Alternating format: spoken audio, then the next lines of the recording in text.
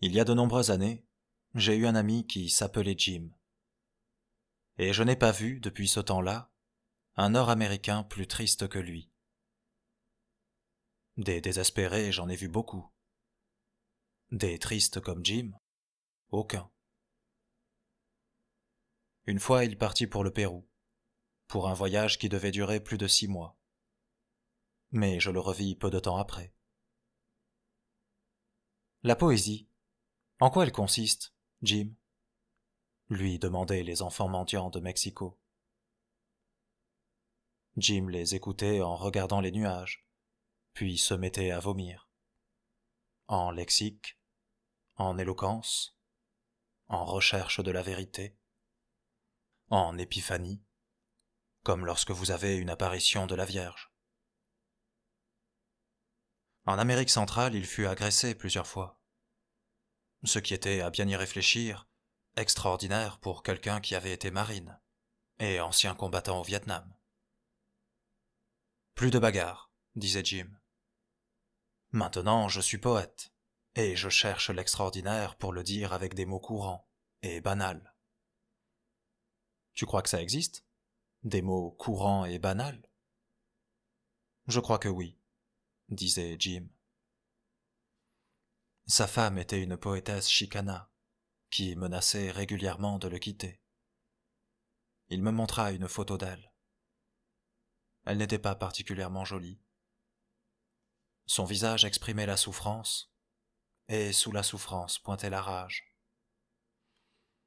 Je l'imaginais dans un appartement de San Francisco, ou dans une maison de Los Angeles, les fenêtres fermées et les rideaux repoussés, assis à table, déjeunant de petits morceaux de pain de mie et d'une assiette de soupe verte.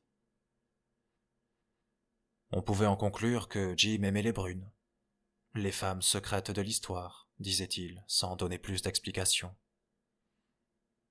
Moi, en revanche, j'aimais les blondes. Une fois, je le vis en train de regarder les cracheurs de feu des rues de Mexico. Je le vis de dos, et je ne le saluais pas. Mais il ne faisait pas de doute que c'était Jim. Les cheveux mal coupés, la chemise blanche et sale, les épaules voûtées, comme si elles sentaient encore le poids du sac à dos. Le cou rouge, un cou qui évoquait d'une certaine manière un lynchage à la campagne, un lynchage en noir et blanc, sans publicité ni lumière de station d'essence. Une campagne comme elle est, ou comme elle devrait être. Des terres en friche sans solution de continuité, des demeures en briques ou fortifiées, d'où nous nous sommes enfuis, et qui attendent notre retour. Jim avait les mains dans les poches. Le cracheur de feu agitait sa torche et riait de façon féroce. Son visage, noirci, disait qu'il pouvait avoir 35 ans, ou 15. Il ne portait pas de chemise, et une cicatrice verticale remontait du nombril jusqu'à la poitrine. À intervalles réguliers, il emplissait sa bouche de liquide inflammable, puis rejetait un long serpent de feu. Les passants le regardaient, appréciaient son savoir-faire, et poursuivaient leur chemin. Sauf Jim, qui demeurait sur le bord du trottoir, immobile. Comme s'il attendait quelque chose de plus du cracheur de feu. Un 10e signe, après avoir déchiffré les 9 indispensables.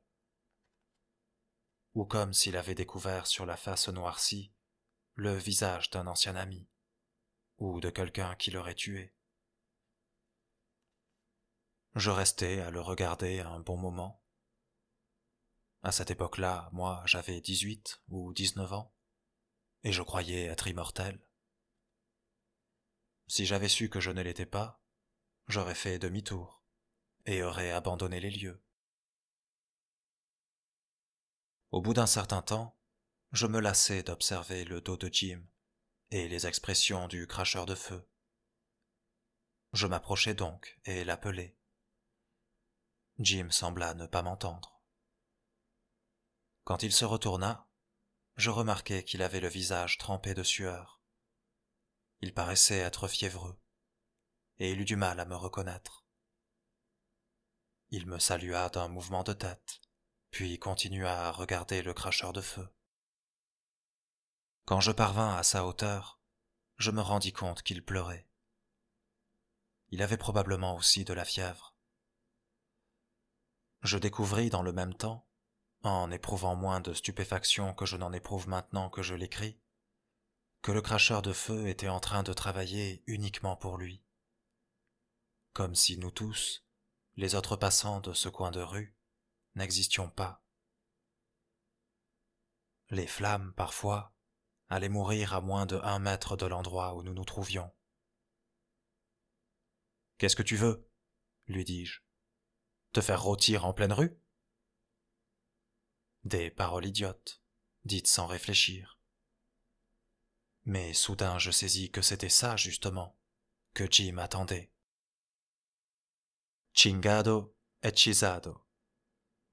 C'était le refrain d'une chanson à la mode cette année-là, dans certaines de ces boîtes qu'on appelait des trous funky. Foutu et envoûté. C'était ce que Jim semblait être. Le sortilège de Mexico l'avait pris à son piège, et maintenant il regardait en face le visage de ses fantômes. « Partons d'ici, » lui dis-je. Je lui demandai aussi s'il s'était drogué, s'il se sentait mal. Il dit que non de la tête. Le cracheur de feu nous regarda. Ensuite, les joues gonflées, comme Éole, le dieu du vent, il s'approcha de nous. « Partons !» dis-je, et d'un coup je l'arrachai au funeste bord du trottoir. On se perdit dans le bas de la rue, en direction de l'avenue Reforma, et quelques minutes après on se sépara. Jim n'ouvrit pas la bouche pendant tout ce temps. Je ne l'ai plus jamais revu.